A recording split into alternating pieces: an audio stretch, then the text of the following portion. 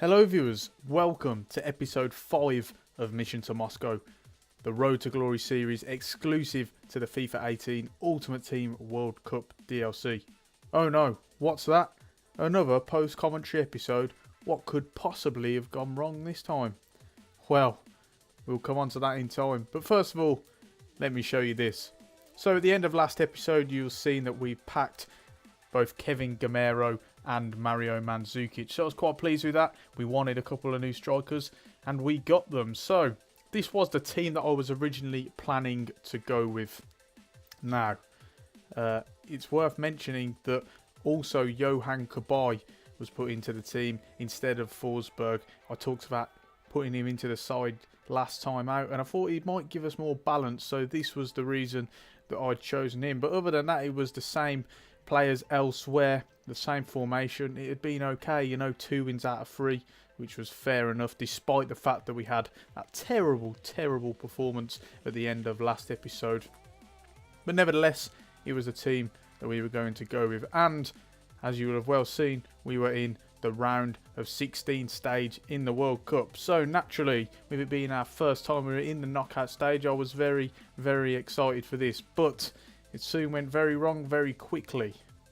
So as you can see, this was the team we were scheduled to go up against. But very quickly I noticed it's taking a little bit longer than usual to load the game up. That can only mean one thing: trouble. Then all of a sudden I get this message.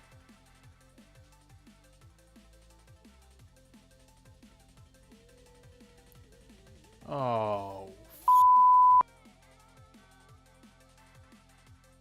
All of a sudden the screen goes black and then I get this message. So I think, well, okay. It loads you back into the menu and everything seems fine. We're still in the round of 16, my record's the same. Okay, fine. I decide to go with it. I try and play a match and this message comes up again. And no matter how many times I try, it just doesn't happen.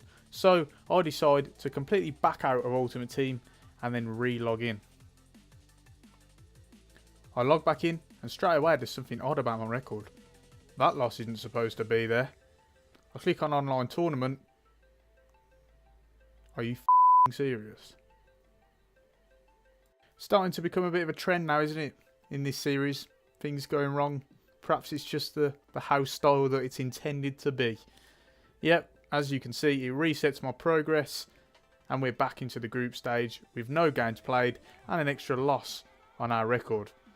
Now, any regular person would just think, well, you know, just got to deal with it. That's EA bullshit for you.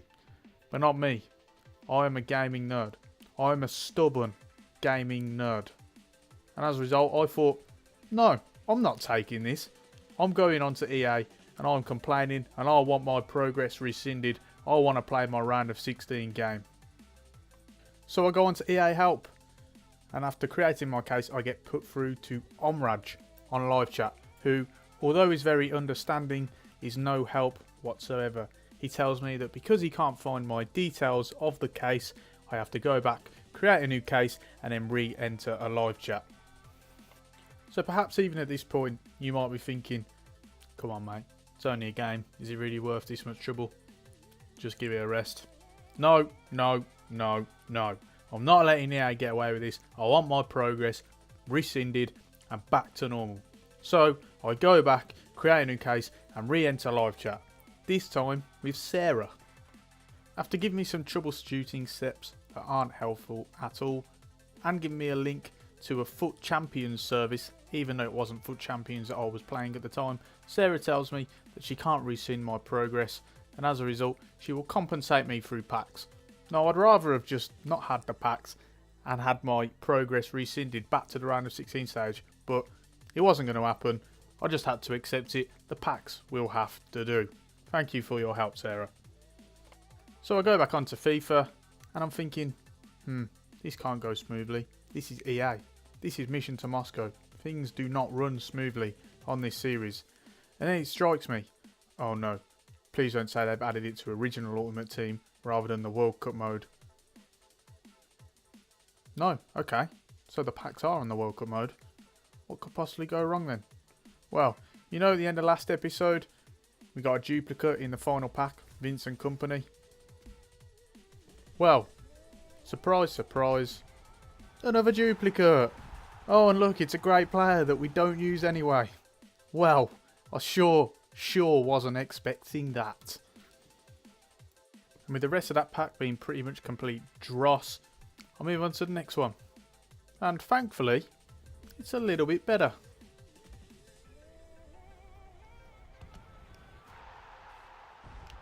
That's right, Liverpool's Roberto Firmino of Brazil in this pack, along with another Brazilian counterpart as well, former Arsenal defender Gabriel Paulista. So naturally, with this start in mind, I'm thinking this screams having terrible performances and terrible results in matches. So what can I do to prevent that in the meantime? Well, open more packs. But not in the way that you might be thinking. This time I decided to delve into the squad building challenges that I'm yet to complete. So we get this one out of the way, the basic squad building challenge, where you do 3 different ones, get packs for each, and then get a pack of 2 81 plus rated players at the end as well. And on top of that, I also decide to do the icon pack. With that, I finally put to use them incredible duplicates that we packed thanks to the kind generosity of EA Sports. So because of that, we now have a few packs to open. The positivity flows once again. So I open the first pack, and in it I get a good pull. 86 rated Dani Alves, starting to see the foundations of a South American team. So, having got a really good pull in this pack, let's build on that into the next pack. Now bear in mind, this is a different clip you're watching. The next pack.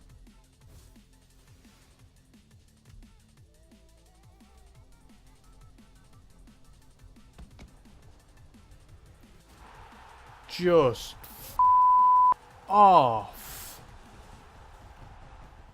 You couldn't really write this, could you? You couldn't make this sort of stuff up, because everyone just wouldn't believe you. Now I should actually be really pleased with this pack. It's actually a really good pack. An 86, an 85 Di Maria, Liechtensteiner, Guerrero, 80 plus rated. Yeah, great, but after this, I just have no words anymore. Never mind though, it's a decent pack. Onwards to the next one.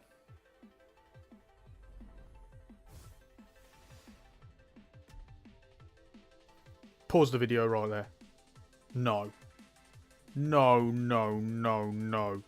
You cannot be serious. Please, God, no. Oh, praise the Lord. Praise the Lord. It is not Dani Alves. Really good pull. Coutinho, absolutely buzzing with that, all things considered. And he's not just a main attraction of the pack either. We also get a goalkeeper, European, to boost our European side. Pepe Reina. Very good pack indeed. And last but not least, onwards to the main attraction pack.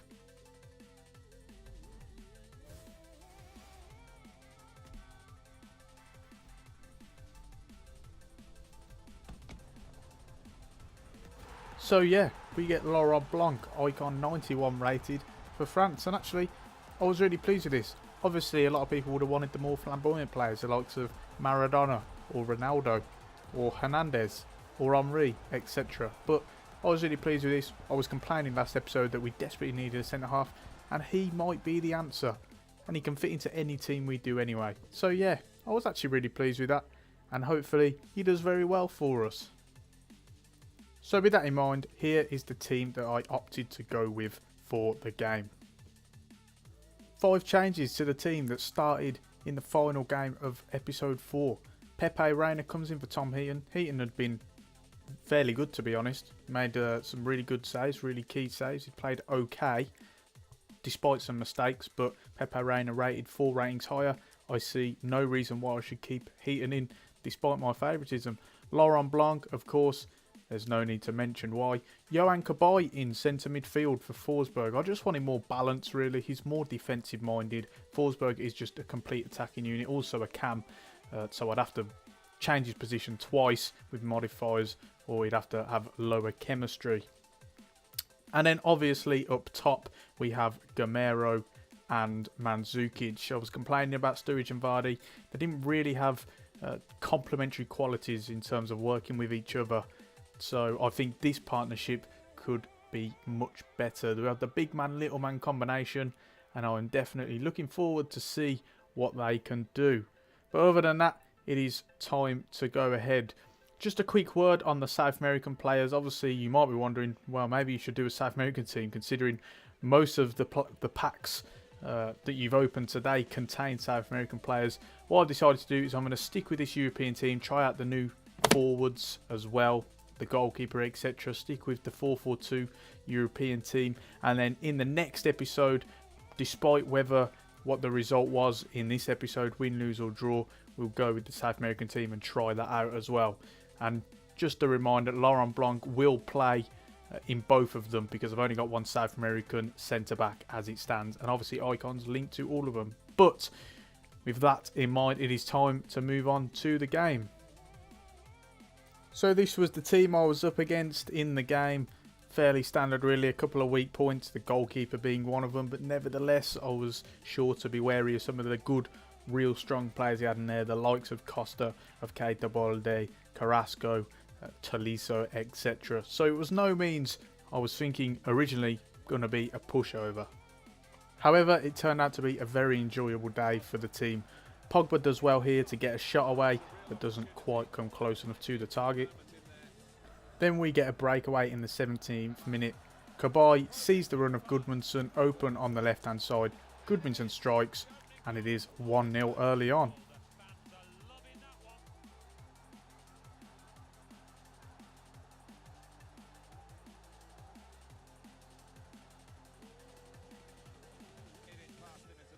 It doesn't take us long to extend our lead. In fact, it was almost straight from kickoff. He tries to pass it through my midfield here. Mandzukic reads the pass, runs onto it, and then just dribbles through the entire team. Really. Couple that with a nice finish, and that makes it 2-0 early on to Bromo FC. Mario Mandzukic with a goal on his debut.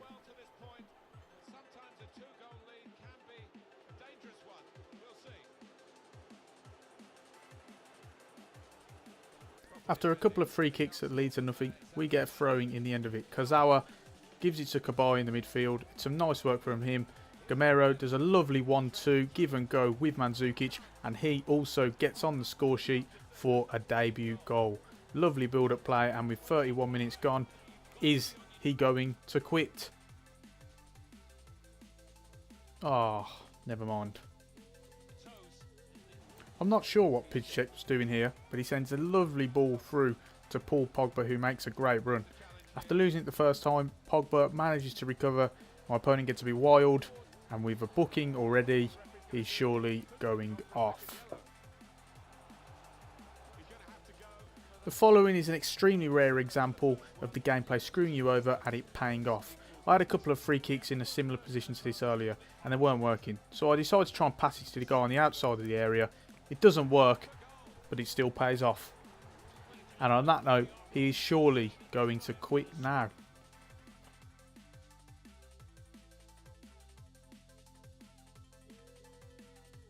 So that was that.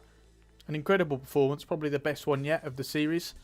Really good. The new team worked out really well, and the new signings made their impact. And inside the first half, we managed to win 4-0 and force our opponent to quit. Not bad at all. So that brings the gameplay to a close, and in the end it turned out to be a good day indeed. Remember that all those South American players are going to be put to good use next episode when we try out our South American team for the first time, and I'm looking forward to trying them out. If you made it through to the end, thank you very much for watching. Do be sure to leave a like on the video, let me know you've enjoyed it, and subscribe to the channel as well if you're not already. Be sure to ring the bell to get notifications on for every time I upload. I really appreciate that support. And on that note, guys, it is time to round the episode off there. So I have been Bromo18, and I will see you soon.